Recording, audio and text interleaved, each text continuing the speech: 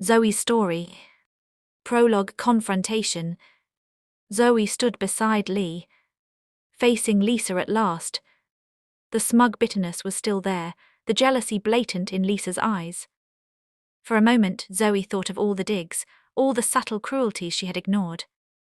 She realized she would have been prepared to draw a line under it, to move forward. But Lisa wasn't interested in peace. And that was when Zoe understood. Some people are the negativity you need to leave behind. She found calm in that truth. Dignity in walking away. Back at her apartment, Zoe and Lee ordered pizza. They curled up on the sofa watching their favorite movie, the one they had seen hundreds of times before, their childhood tradition revived. A reminder that some bonds endure, even when others break. This is the story of how Zoe got here. Zoe was radiant.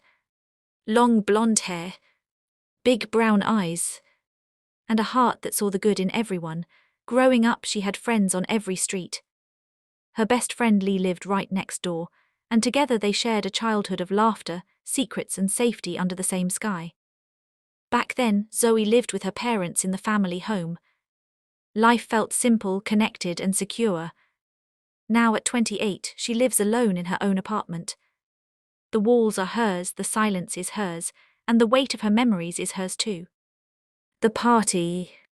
That night at her friend's birthday party, Zoe was still that girl. Breathless from dancing, she accepted a slice of chocolate cake. The chocolate looked rich and inviting. The music was loud, the room was warm, and her laughter mingled with the crowd. Lee was chatting nearby. His older sister Lisa stood at the end of the table, smiling, a wide, predatory smile that didn't quite reach her eyes. It was Lisa who suggested the game. "Come on, let's make it fun," she said, her voice light but edged with something sharper. Chairs were pulled into a circle, the rules explained quickly. Zoe, trusting as always, joined in without hesitation. The fall. As Zoe turned to sit, moving fast as the game demanded, she felt a sudden, sickening lack of support. The chair was gone. She fell hard onto the floorboards. The cake flipped up and landed square on her face. Thick frosting blinded her, matted her hair and stained her dress. The room erupted in laughter. A roar. A chorus of mockery. Through the blur, Zoe saw Lee rushing toward her, horrified. But past him, she saw Lisa. Not laughing. Smug. Satisfied. Hands behind her back. And in that moment, Zoe knew. This wasn't an accident. This wasn't harmless. This was intended. The birth of anxiety. The pain of the fall vanished, replaced by the searing heat of shame. Her heart hammered, erratic and frantic.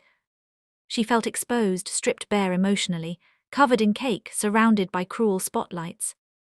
She scrambled backward, trembling, desperate to escape the circle of eyes. She didn't cry. She rose silently, panic tightening her throat, and fled into the night. The escape. Running to her car, all she could hear was the laughter.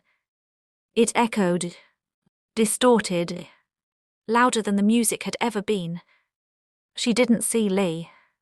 She didn't look back. She drove off, needing to be anywhere but here.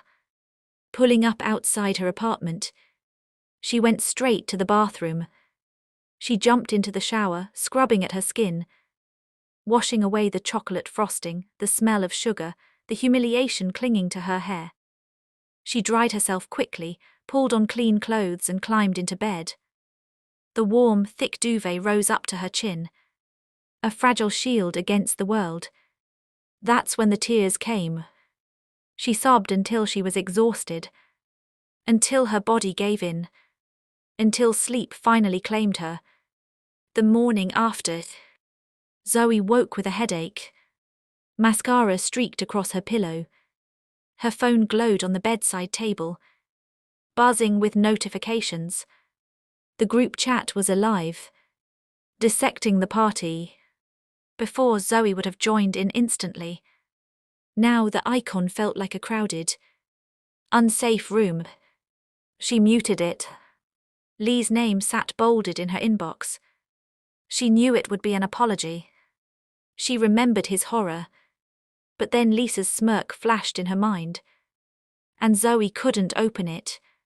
She dropped the phone face down. The lifeline to her old self now felt like a weapon.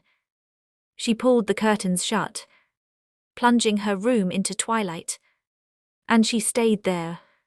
Withdrawals. Days blurred. The stunning, blonde-haired girl who loved to dance began the isolating, silent work of building walls. Connection was replaced by dread.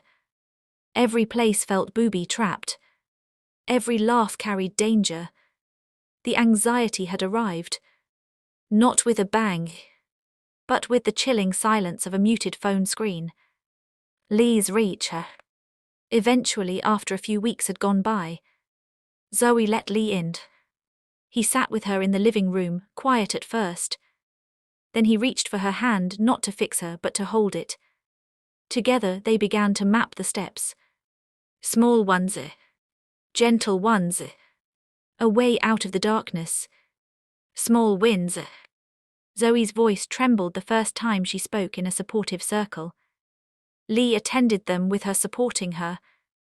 And she was heard. And that mattered. Each step was fragile. But it was hers. Dancing again. She wasn't ready to dance in a crowd. Not yet. But in her apartment, with the friends who truly mattered. She laughed again. Music played softly. Furniture pushed back. A handful of trusted faces moved with her. It wasn't the same as before. But it was enough. And Zoe was hopeful that, in time, she'd get there. Epilogue returning to tradition. Later, Zoe and Lee returned to their tradition. Pizza boxes on the table. Their favorite movie playing. The one they had watched hundreds of times before.